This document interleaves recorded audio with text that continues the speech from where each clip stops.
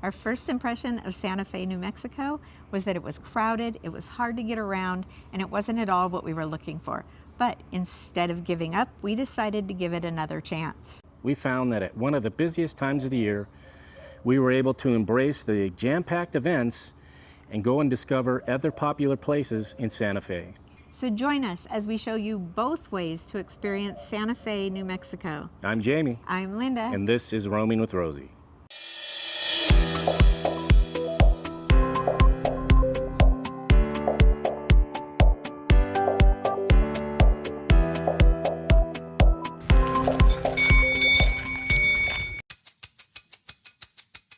When we arrived at our campground 20 minutes from downtown Santa Fe, it actually felt peaceful, wide open, and exactly what we were hoping for. We stayed at HIPICO, a world-class equestrian facility with a comfortable RV park. Driving in, we knew we'd made the right decision to stay here, and we'll tell you more about it later in this video. The last time we were in Santa Fe was 35 years ago, and it was one of those places we instantly fell in love with. But that wasn't the feeling we had when we first arrived here this time. We just parked almost a mile away from the Plaza. This is 4th of July, there's events on the Plaza. We've never been here before, or at least not in 30 years. So we had no idea. Parking spaces closer are 20 bucks, but we're coming here 2 times today. The city advertised they had plenty of free parking, but they do not. We knew it would be popular on this 4th of July weekend, but we didn't know just how crowded. Once we stopped trying to experience this our way, we actually started to enjoy it and found plenty of uncrowded spots off of the main plaza. We generally try to avoid crowds, but since we were here, we focused on the special event that was happening, the Santa Fe Vintage Car Club's show. If you follow us, you know we always enjoy a good vintage car show, even if it makes us feel a little vintage ourselves.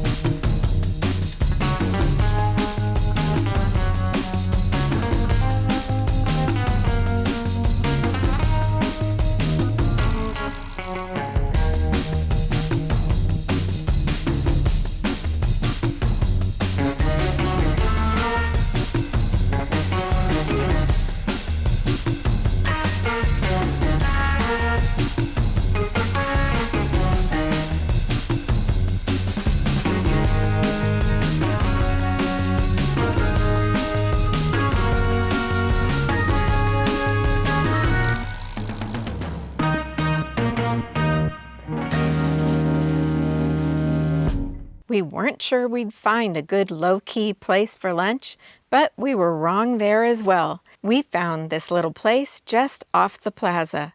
Palazzo Restaurant was perfect. One of our favorite stops in Santa Fe, in fact. They have a colorful, hidden patio on the inside of the building. We got guacamole, salsa, and fresh-made tortilla chips. Jamie, you do not think that the salsa's hot, right? Not really. I mean, it tastes good. It's just not real hot.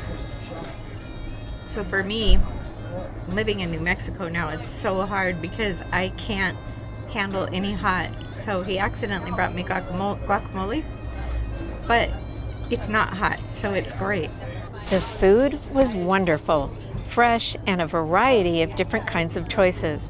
and the atmosphere felt completely different from the crowds outside. The staff was super attentive, and even better, it was super affordable, especially from those touristy places right on the plaza. Right across from it is the Cathedral Basilica of St. Francis of Assisi. This is a defining landmark of the city, known for its Romanesque Revival architecture blended with historic adobe style. Built in 1886, it became a basilica in 2005. We liked how it layers the region's Catholic, Spanish, and Native American cultures and people through its gardens. Just up the road is the Loretto Chapel. This beautiful Gothic revival structure, completed in 1878, is something to admire on its own. But people come from all over the world to see its miraculous staircase, called a historic phenomenon that must be witnessed. So we paid the small entry fee and went on in.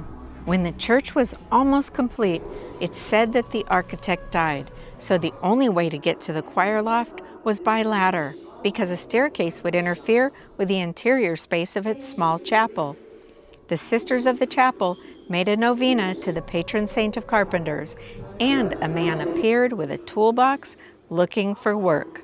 He built the staircase and left without pay or thanks. But there's more to this miracle. The staircase has two 360-degree turns and no visible means of support. It was built without nails, and questions remain about the type of wood and other materials used as well. It's even been featured in TV shows like Unsolved Mysteries. Brackets seen on the outside of the church connecting it to the wall were added almost 100 years later, and they actually damaged some of its integrity. The banister was also added later. Further on down the road, we came to the San Miguel Chapel. Considered to be the oldest church structure in the United States, it's said to have been built in 1610, about the same time that the city of Santa Fe was founded, and it's still an active place of worship today. Its foundation was part of an even older 13th century dwelling.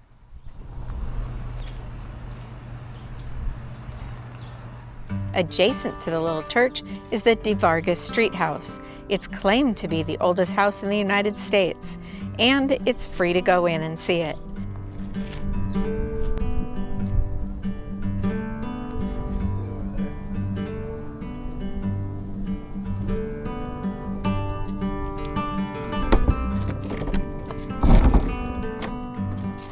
Tree ring samples used for its beams date it to about 1750, but the foundation is from an early 14th century indigenous pueblo. In the 1800s, it was even promoted then as the oldest house. There's many studies about it, and it's listed in the National Register of Historic Places.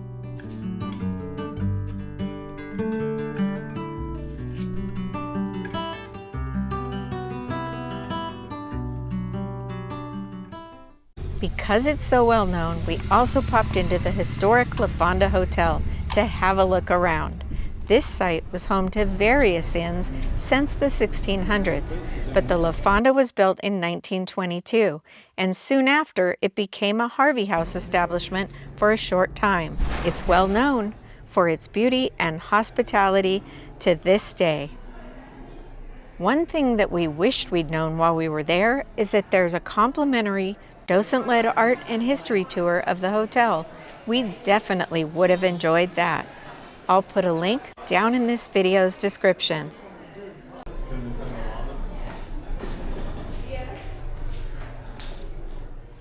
Santa Fe felt overwhelming at first, but we discovered another way to experience it. El Rancho de las Golondrinas was a historic ranch that has become a living history museum dedicated to preserving the legacy of the land and the cultural traditions of New Mexico. Today we came over to see the Ranch of the Swallows. It's called El Rancho de las Golondrinas. No, Golondrinas. Yeah, there's some Spanish people are going there butchering my language. So we got here in time on a Thursday afternoon at 1 o'clock, only on Thursdays, and they do a tour of the upper ranch area. So there's two sections here. And where we are right now is actually the original to the location ranch from when it was Spain, the Right. Spanish ranch. Yeah. Where we went up to was more of a recreated ranch from that they put together from buildings from all around New Mexico. So they're authentic to New Mexico, but not necessarily authentic to this spot. Either way, we learned so much about the different generations and different types of living and different types of beliefs. And Throughout history of yeah. in this area. From obviously the indigenous people to the Spanish to Mexico and then to the United States. Correct. Tour times and days do change, so be sure to check the website when planning your visit. While waiting for our tour to start, we explored the museum part of the ranch.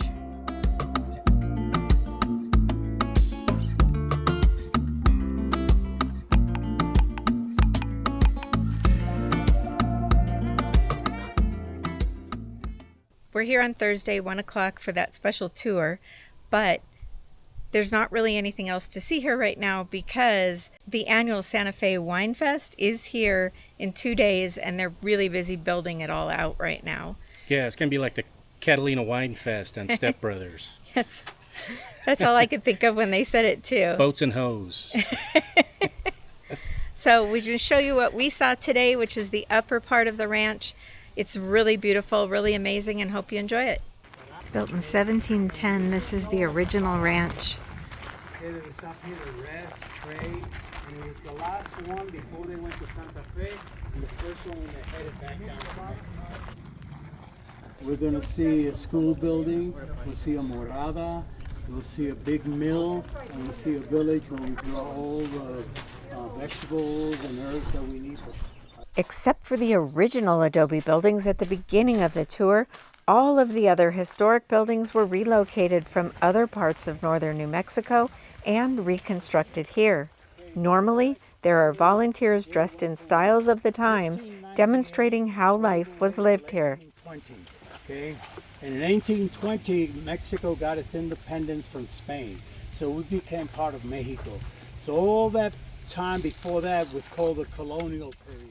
Our tour guide Oscar was friendly and delightful. We loved his period dress, and he was really knowledgeable about the history here. The U.S. Army of the West marched into Santa Fe unopposed and declared us a U.S. territory. And that started the Mexican-American War. What they call, back then it was called Rio Bravo, and they called it Rio Grande. Anything north of that, okay, became U.S. territory. Anything south of that was Mexico. And people had a choice if they wanted to stay here or go back to Mexico. Many went back and many stayed. There's a long history in New Mexico before the Mexican-American War gave birth to the Southwest being part of the United States. Hooligans. Hey, Diego de Vargas was appointed in his first order of business to go back up the Camino Real and reconquer New Mexico for the Spanish crown. That history was full of conflicts between Spain and the native people. Spain and the Comanches eventually created a treaty in 1786, and the Santa Fe Trail opened for trade in 1821.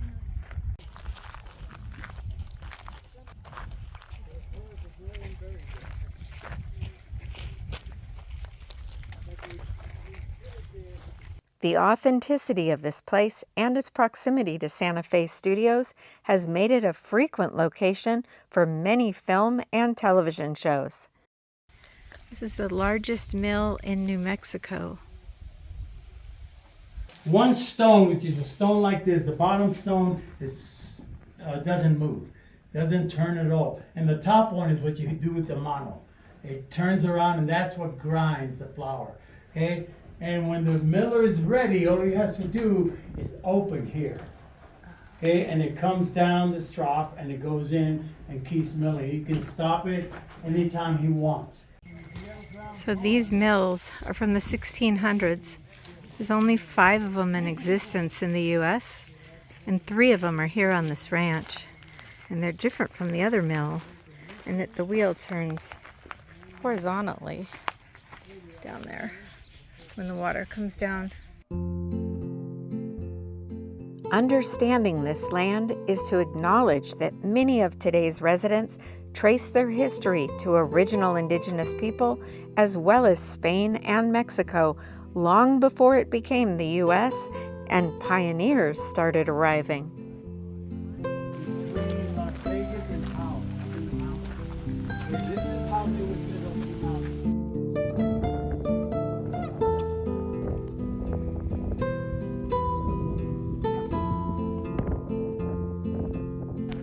Yeah, it's much older. Yeah, larger in space here.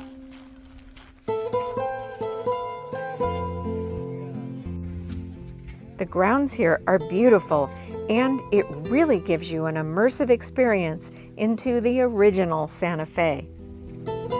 They'll always say, we didn't cross the border. The border kept crossing us. Next, we headed over to Canyon Road, Santa Fe's famous art district filled with galleries, studios, and historic adobe buildings. I heard art district and immediately thought upscale, boring, and maybe even a little bit intimidating. But it turned out to be quite the contrary. It was very laid back, friendly, and welcoming. And the artistic creations weren't just everywhere we looked. They also were fun and really amazing to discover. After spending time around the plaza, we decided to explore another part of Santa Fe that we'd heard a lot about, Canyon Road. Nestled into the foothills of the Sangre de Cristo Mountains, Canyon Road is almost magical and one of the top things to do in Santa Fe. So they say that there is more art here per capita of probably anywhere else in the world. And I didn't see how you could fit that in just a half-mile space. But it's everywhere. There's literally creations everywhere you look on this street. It's actually one of the most well-known art districts in the country, as well as the highest density of galleries packed into about a half-mile stretch that encourages you to just stroll and enjoy it. Once all charming adobe homes, the art featured here was created by artists from all over the world. We happened to be here on a Sunday, and a lot of the galleries and restaurants were closed, but what surprised us was how much there still was to see. There's so much art actually outside, right in front of the galleries. It's woven into the gardens and courtyards, which made it feel less like visiting galleries and more like just strolling through an outdoor art walk. Now, a lot of this art is definitely on the high end. Let's just say we weren't taking anything home with us. Jamie's just become mesmerized with those over there. If he didn't hear me say his name, he would have kept staring.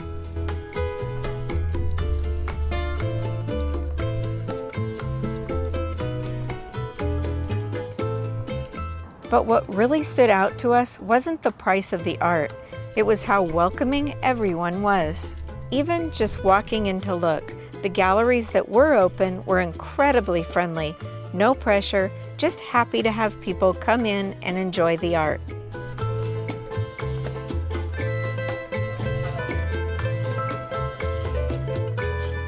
This ended up being one of those places where even without going inside every gallery, we still really enjoyed the experience. HIPICO is a premier equestrian venue just 20 minutes from downtown Santa Fe, but it also has an affordable RV park within it that makes for a perfect and tranquil base camp for exploring much of the area that includes Albuquerque to Taos and even Bandelier National Monument, which we also visited and will show you in our next travel episode. They offer hookups and private restrooms with showers. We enjoyed walking along the green pastures and watching horses being exercised, as well as horsemanship training. We even camped a few nights with friends and fellow New Mexicans Tony and Peggy of YouTube channel Stressless Camping while we were there. At first, when we got to Santa Fe, it looked like just another crowded, expensive, tourist-driven place. But once we slowed it down, we really got to experience the history, the food, and the culture. The places that we travel to seem to be getting more expensive and more crowded, but we'll keep showing you the ways that we discovered to make it more affordable and a little bit quieter. If you enjoyed this video, I'd really appreciate it if you'd share it with your friends and family on social media. And if you're not yet a subscriber, go ahead and hit that subscribe button. And ring that little bell, because that way YouTube will notify you whenever we upload new content. And make sure to leave a comment, that way you could be part of the conversation. Until next time, We'll see ya. That's a wrap, roamers. If these adventures and tips are keeping you inspired, subscribe and watch another one. Your next RV tip or destination is just a click away.